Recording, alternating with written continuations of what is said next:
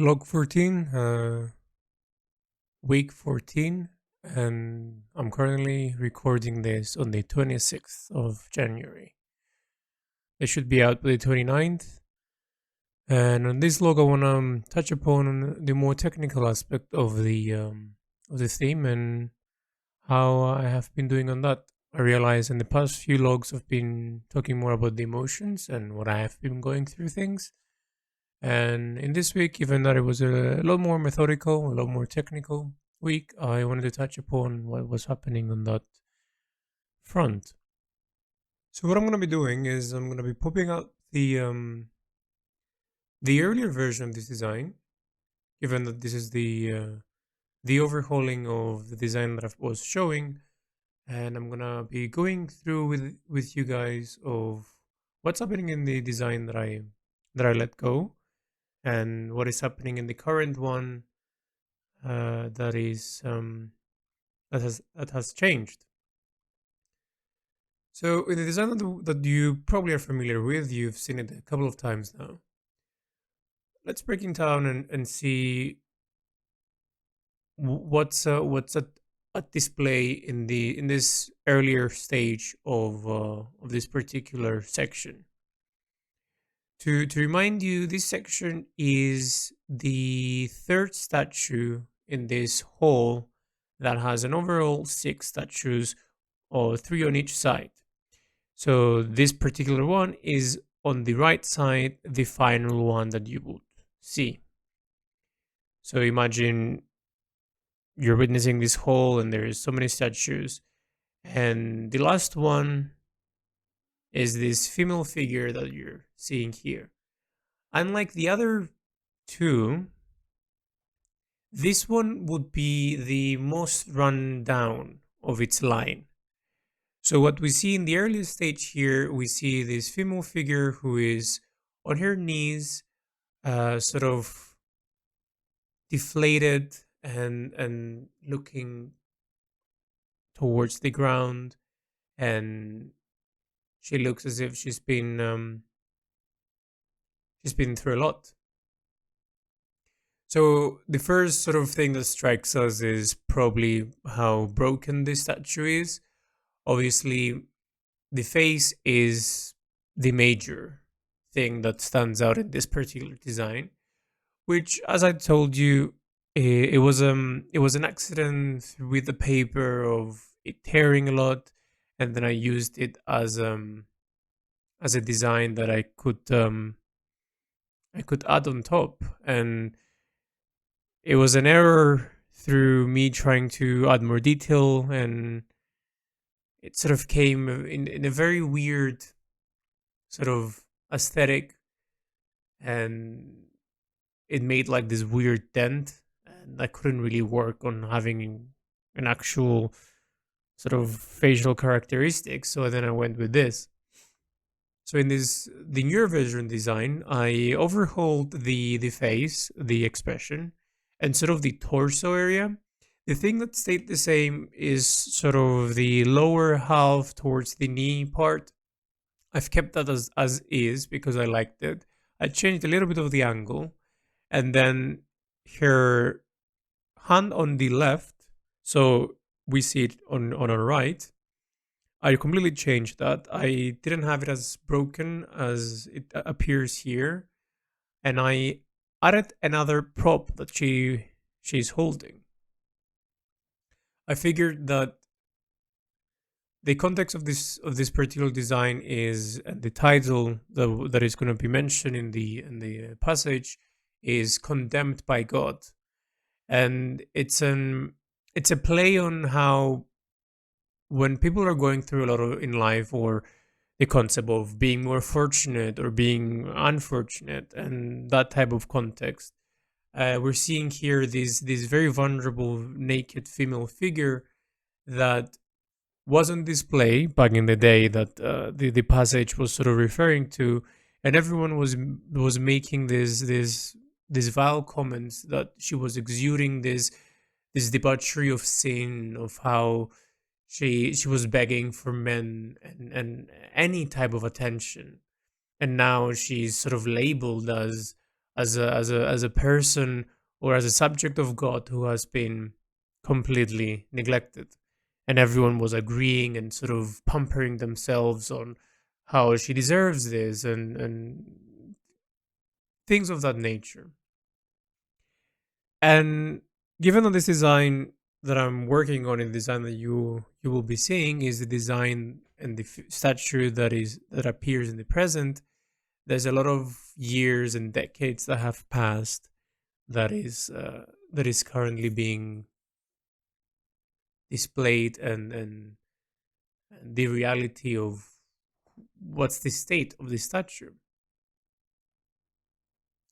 And definitely I like the idea of it being somewhat broken or weathered down, because I figured that the mental stability of the stonemason, when hearing this critique, when hearing this sort of blatant and oblivious way of experiencing a question, he wouldn't have taken it lightly. And as the mock-up here shows, her hands are sort of shut, her her body is still somewhat there, but mainly what made her sort of feminine kind of remained, but at the same time, the humanity aspect of it is shredded away. And at this stage of the mock-up design, I thought of it to be uh, appealing and somewhat what I was after. But then I began thinking, what if the stonemason actually changed it a little bit after having such stance from the audience? Maybe he would retaliate. Maybe he would show something more blatant and more of in your face type of approach. And I actually have went down that road. I've imagined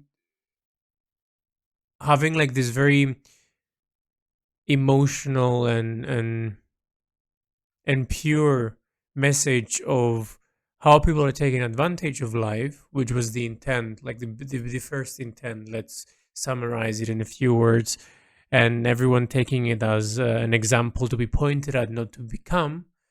And then the stonemason taking the approach of the reason why this person was like that was because of you meaning society's sort of um, opportunistic way of taking each other uh, advantage and taking everything in a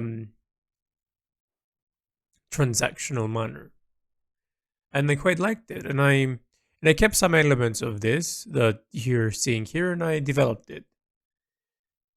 And what we see in the background here, we see it very plainly, as I couldn't really work on it a lot. I worked mainly on the figure in this mock-up, and on the background, we're seeing how there is like this poster behind here with a figure. Sort of like, initially, my purpose was that I was gonna reference who this person was, uh, who who in reality was she based off, and sort of on the background you would see that. But I've taken a different approach. Given that it has something similar on the other statues, I wanted to, as I said, every sort of statue, I want a different type of interaction. Yes, you're gonna click on something and something will happen, but what is the object and in what level would it sort of evolve? And in this one, I wanted to be a little bit more blatant, a little bit more in your face, as the intent that I thought the stonemason would have had. So it became a lot more detailed and a lot more complex, the background, not in terms of lots of objects that was shared in the other design, the previous design. I kind of already did it. But in this one, I added sort of a very cohesive story that when you would observe it together, based with the text that was given, you have a very specific understanding that hardly will deviate from the core. And then the deviation happens when you begin to personalize it and how you understand it based on what's happening around. So the major thing that connects this design with the new one is that it's exactly the same figure, pose, and demeanor. And it was this one, if I were to say, was more the closest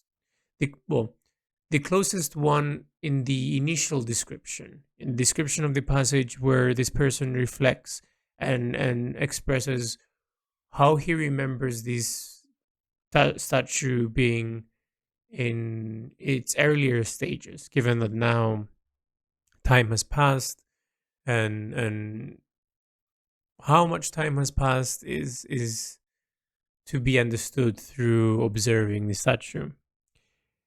And it's fascinating because now this is the only design that you kind of saw, and I'm trying to think of ways how to really bring you guys forward into what's happening, but at the same time not spoil a lot.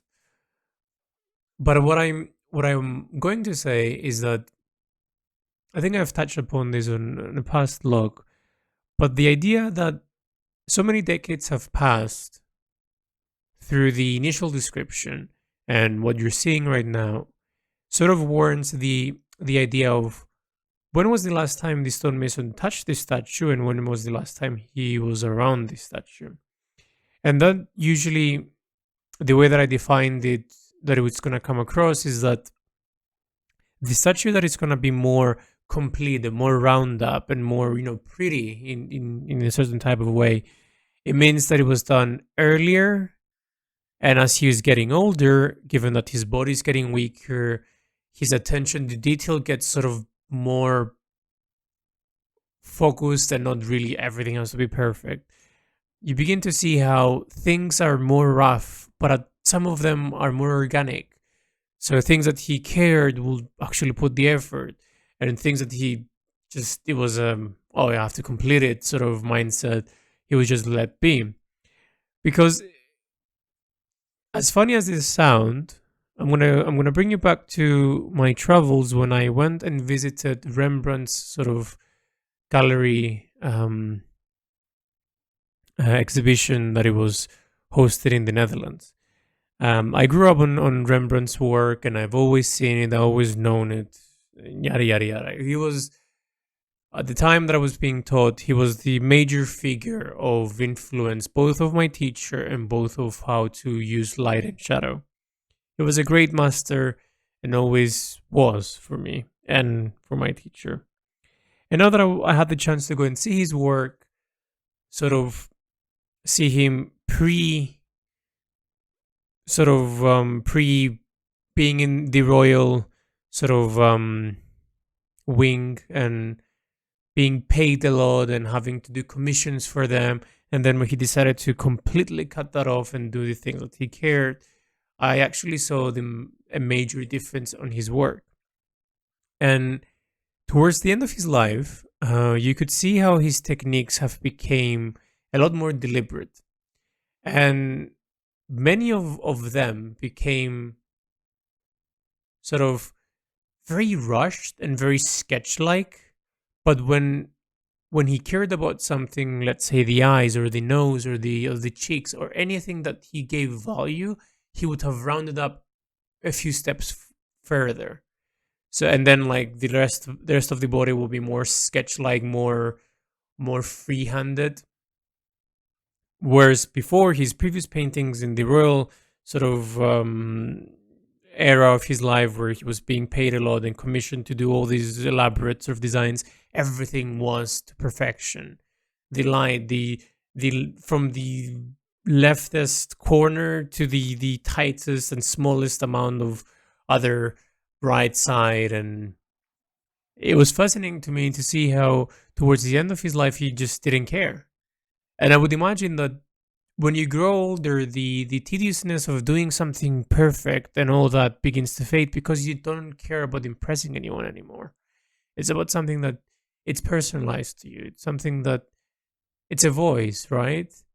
So I had this context when I was creating this character, the stonemason, that given that we're seeing his sort of way of living towards the end of his life, we're seeing both works that have been touched upon again, or works that have been done at the earlier stage, and works that have been touched upon in as close or as early as we might think. And when it comes to even more manual labor, because like you need more energy and more strength to actually chisel things, right? I would imagine as you're getting older, your ability to do that will completely decrease. And when you could have done something, even let's say when you're sketching, you could have focused only on the eyes and everything else could be just a rough sketch. You can't really do that in stonemasonry. Yes, you could rough, you can have a rough rock and you can just section out this part and just create a face or whatnot, which you're gonna witness some of them in this story. But mainly, what happens when you wish you could, but your body can't? So we're seeing this pull of back and forth of how age and the feebleness of humans and our bodies begin to affect one's creativity, and how that can translate into different type of medium. Perhaps it's sort of reference in his words, in his mental state through the environments that we're seeing, or anything that has to do with him being faced with the past and his present self. And if something sort of prevents him or reminds him of whatever, and you're being faced with this daily. So imagine walking this amazing statue you've done when you were 40 years old, and now you're 80 years old, and you see this and it always reminds you of like, I could never reach this again, I don't have the capacity. At some point I would imagine you would break it. So it's thoughts like this that I begin to sort of question on, if something was this magnificent and beautiful, what was going to withstand the passage of time, and what will sort of shatter or break at, at the stonemason's unsteady wheel? So that was an interesting concept that I was playing around in my mind, and I keep playing around, if I am honest. And even though this mock-up of a design that you're seeing here, it's quite early. It's a powerful example of how both my mind begins to change the compositions that I've already settled down before I even started, and how through every design that I create, I completely change my layering of the questions that I could potentially ask in this design. And given that I've extended the deadline and I have more time, I have taken things a lot slower. I've taken things a lot gradually, and it made a tremendous difference on how I am perceiving my art. So these were some of the thoughts that I was thinking about going into these designs. And after this design, which I think is going to be done next week, so what I have completed so far is basically the major objects and the major main figure's body, but I haven't touched the face because I was actually taking it slower this time around, given that I've extended the deadline and I want to rethink things. And sort of the way that my schedule, my everyday schedule goes, is that I still wake up at 6 and I get to work, and by noon I sort of have my sort of morning to noon is the more hands-on time of the design, and afterwards is more about the recording of the measurements if I have any left, and if I don't, I just slowly continue into the shading. But given that I have still measurements now, I sort of use the morning to complete the measurements, and then the afternoon to write the measurements for tomorrow. It's a lot easier because I use my energy more smartly without having to feel exhausted towards the end. And at the same time, I think a lot more concepts of what's going to happen, and it's no longer sort of an A to Z sort of um, journey. It can lead me to different sort of avenues as I let it simmer. So I found this very fascinating, and after this, I have three more designs of the same scale, which they are quite different, given that this side of the statues, these three are quite similar-ish in terms of the concept, and then the other side on the left, which is the side that I'm going to be working on probably 2 weeks from now, has a different sort of concept and a different sort of understanding on how time has affected that. And I'm looking forward to see how that comes along. And with the conclusion of those three, I have the three leading designs, which are going to branch off all the other designs that are going to come through. And then it's everything, putting them together and seeing what I'm missing, if I need more writing, if I need more, that type of thing. So in overall, I would say I've taken a step back. I've allowed myself to breathe a lot more, and comprehend what's happening, and comprehend the the meat behind this story and this character. And it's been fascinating, and I'm looking forward to see how this develops and how I develop as a person, because what I've witnessed from the start till now, I'm sort of knocking off this bad sort of habits that I used to have in my previous theme, and things that no longer serve me. I am reimagining, and I am redoing and rewiring. It's it's an artistic neuroplasticity that is happening in my brain, where things that made sense before no longer do. And when I was working in flow 12 hours a day, it doesn't amount to the same hours that I'm working now. Because if I work 12 hours now, it's 12 hours of actually being hands on. Whereas before, I would take breaks by talking to people constantly, and it wasn't always just focusing on work. And I found it very tiring doing it on this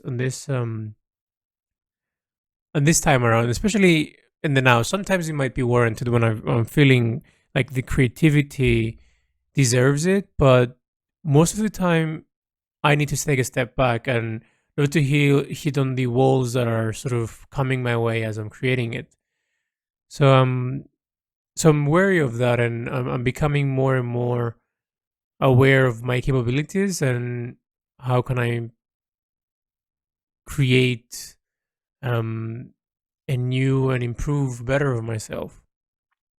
The goal on this in the end would be to make an actual book, as I've said in the very first sort of log, in the introductory log.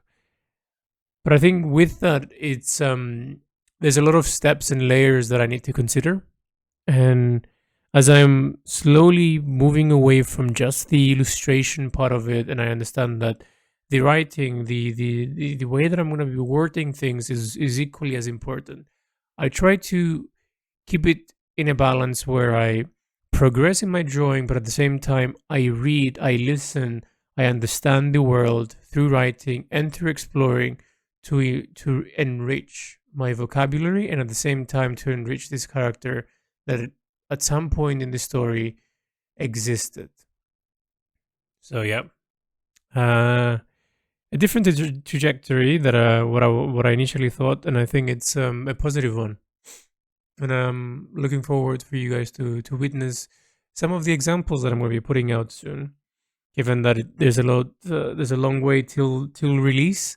I was thinking of making some close-ups and showing to you what I've been working on so far. So yeah, look forward to that. And this week is about trying my best to finish the design. I have the face measurement wise to do, and everything else is just shadows and values, which I have to do. And I think this week is going to be pretty much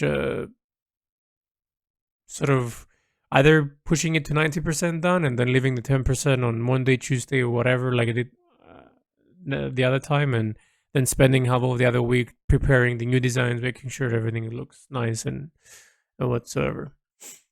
Yeah. I'll keep you guys posted.